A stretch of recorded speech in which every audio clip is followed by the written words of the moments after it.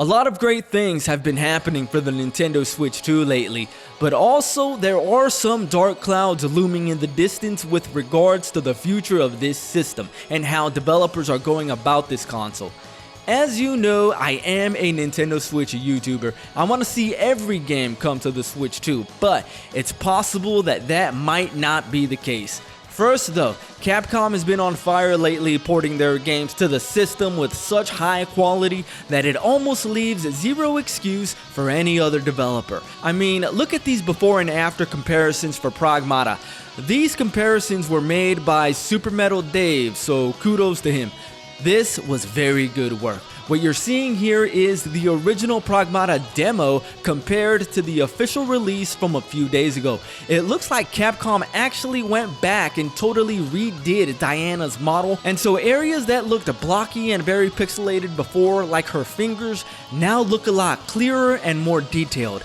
Now, mind you, they're not going to look as detailed or as shiny or as beautiful as on the PlayStation 5, but no one is expecting that. However, this is pretty much the result that I always wanted on the Switch 2 from a practical standpoint. Of course, I would prefer it if it were able to deliver a perfect one-to-one copy of the PlayStation 5, or even better, the PC version at the highest possible settings. However, we need to be a little bit more realistic than that. This is a portable console that can hook up to a TV.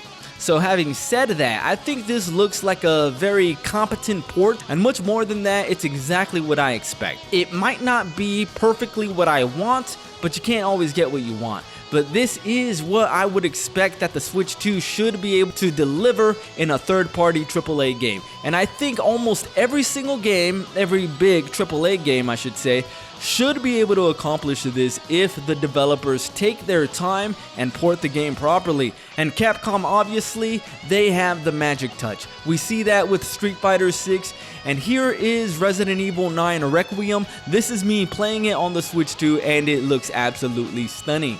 Beyond the Switch 2 just being able to run current generation games at a serviceable level, a level that the original Nintendo Switch was never able to get anywhere close to, mind you.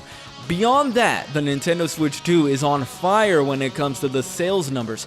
It wasn't too long ago that a bunch of doomers on Twitter and YouTube were ringing the death knell for the Switch 2 because Nintendo said that they made lower than expected sales. But if you look at the most recent numbers, the Switch 2 is absolutely crushing it.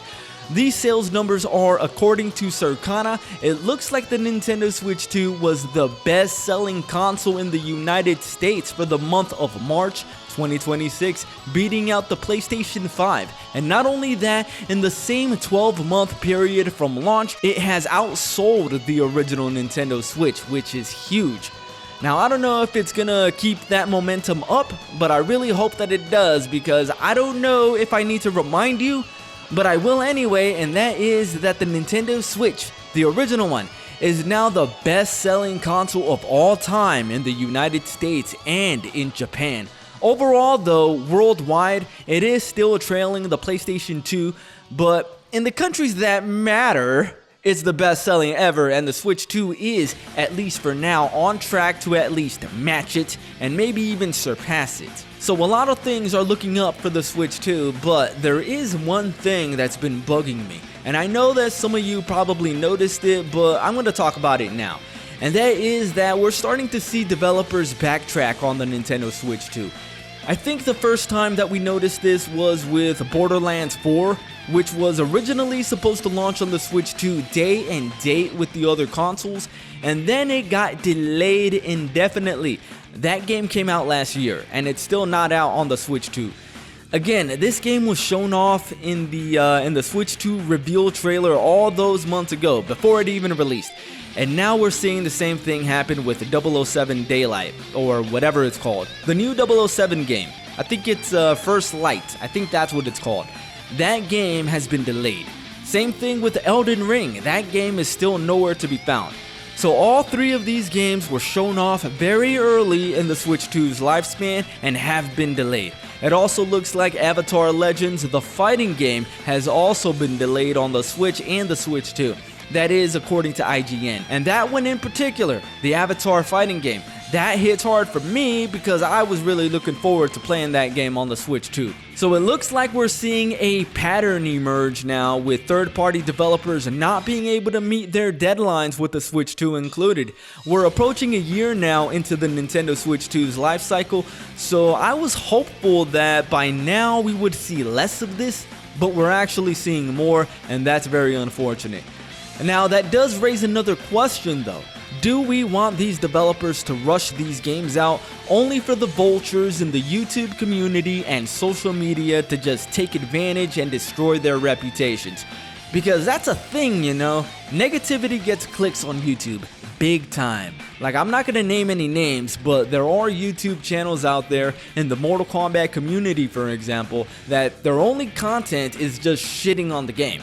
They don't even play the game for content. Their entire content stream consists entirely of just shitting on the game.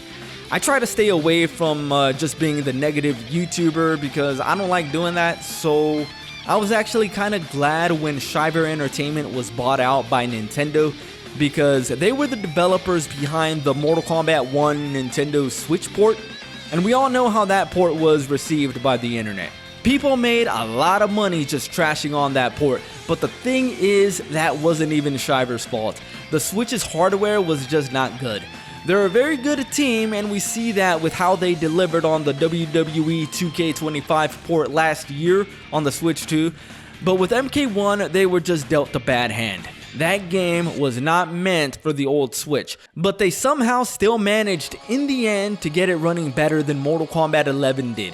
And so I'm kind of divided when it comes to developers delaying third-party games on the Switch 2.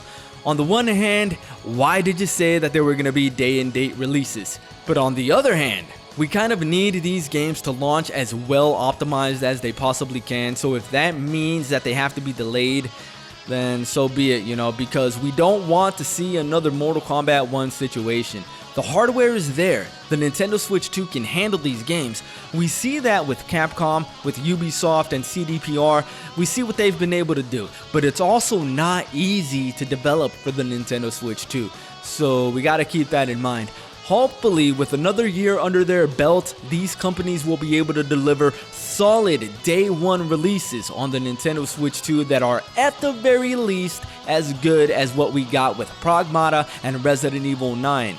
That's going to be it for today's video. I'm Switchplayed, done.